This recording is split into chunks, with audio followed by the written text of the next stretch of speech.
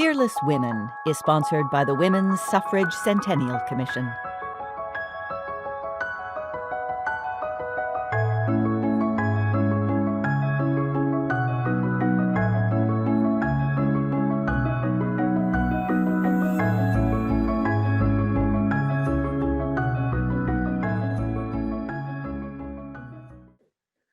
Hello, I'm Pam Muñoz Ryan. I'm speaking to you from North San Diego County in California from my home office. My newest novel is Mañanaland, the cover art by Paola Escobar. The story is about a boy named Maximiliano Córdoba who lives somewhere in the Americas long after Once Upon a Time, yet many years before Happily Ever After. He's 12 years old and loves football, or as we call it, soccer. In fact, he wants to be a professional player, just like his father and his grandfather before him. He also comes from a long line of stonemasons who build bridges, and he grows up knowing a legend that has been handed down by generations of bridge builders about a mythical gatekeeper who can guide brave travelers on a journey to find tomorrow. If Max could see tomorrow, maybe then he would know if he would make the celebrated Santa Maria football team, or whether he'd ever meet his mother, who disappeared when he was a baby. But any information about her is shrouded in secrecy. His father won't talk, his grandfather won't talk, no one in his village will talk. Through a series of mysterious events, Max discovers a long-hidden family secret, which makes him question where he fits into the world, and his life begins to unravel. So he sets out to find answers with a treasured compass, a mysterious stone rubbing, and the legend of the gatekeeper as his only guides. The ideas for my books are usually a confluence of rivers, many inklings that come together to form the final premise. Some years ago, I wrote a short story entitled First Crossing about a young boy who crossed the US border for the first time with his father in order to work in the fields in California. In that story, the characters are ushered by a coyote, a person who brings immigrants for huge amounts of money, who exploits them and sometimes puts them in incredibly dangerous situations and threatens their lives.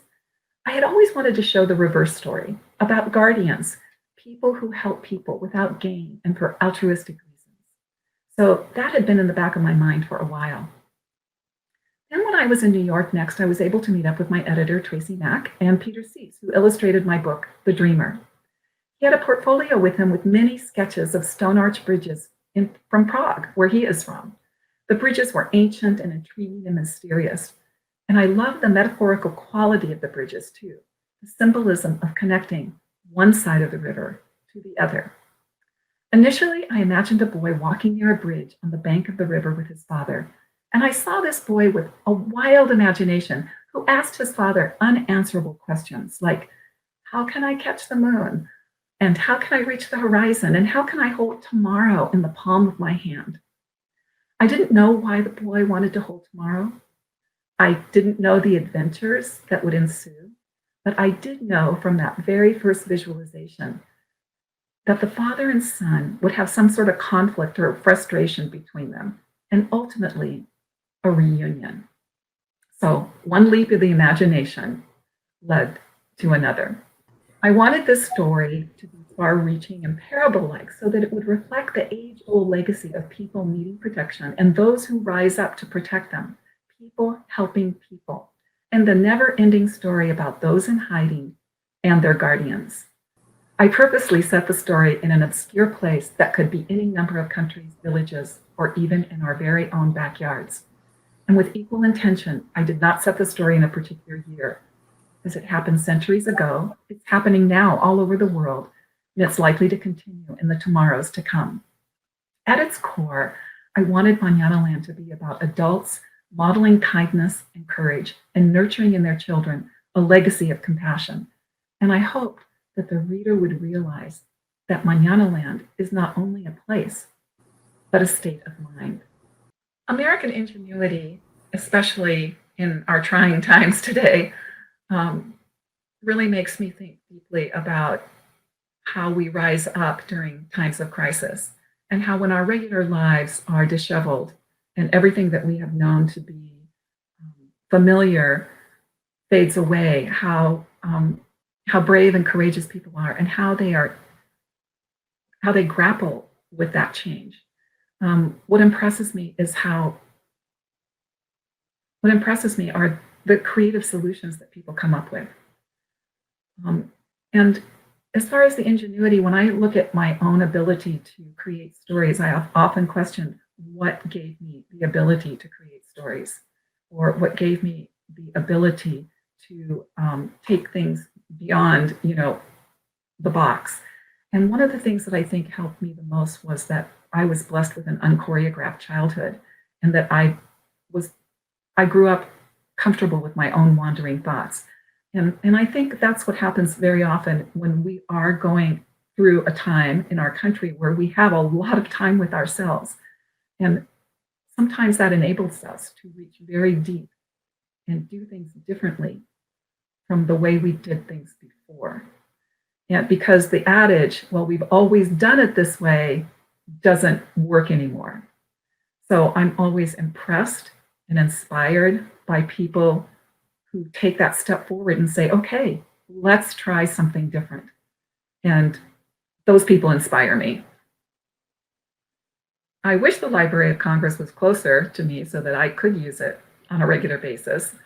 I have been there, and for various National Book Festival events and for tours, and I have received several awards in the Library of Congress, which have been lovely, and they've graciously given me tours.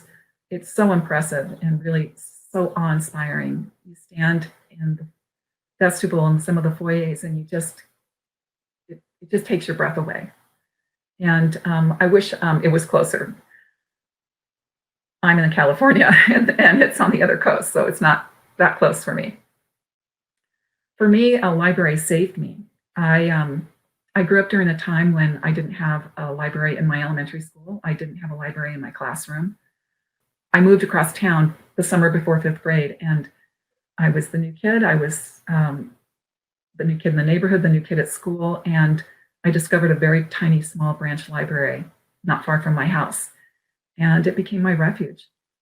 And I just became what you would consider an obsessive reader. And from the time I was like 5th grade through 9th grade, books saved me. They took me away from everything in my life that was difficult. And I find it interesting that now I write for the same age that I was when books made the biggest difference in my life. Well, for students that are aspiring writers, I would say to you to keep your writing, save it. I wish I had done that. I didn't save my diaries or my journals or any of those things from when I was a child, and I miss them. So even if you don't think they're any good, I would tell you to just put them away somewhere, because someday they're going to be very precious to you. I would also want to say to you that I never get things right the first time. And I've been asked before, what do you wish students asked you that they never ask you? And I would say, I wish they asked me about failure, because any successes in publishing or writing that you see are the very tip of a very big iceberg. And at the bottom of that iceberg are many, many startovers and failures and times where I have to regroup, I have to rewrite. And I like to say to people, I'm not a writer, I'm a rewriter, because even from that very first sentence that I write, I'm always going back to the beginning. Because the manuscript becomes something to fix, something to change, something to make better always. So I would say, don't be so critical with your writing, save it, and just keep revisiting it to make it better.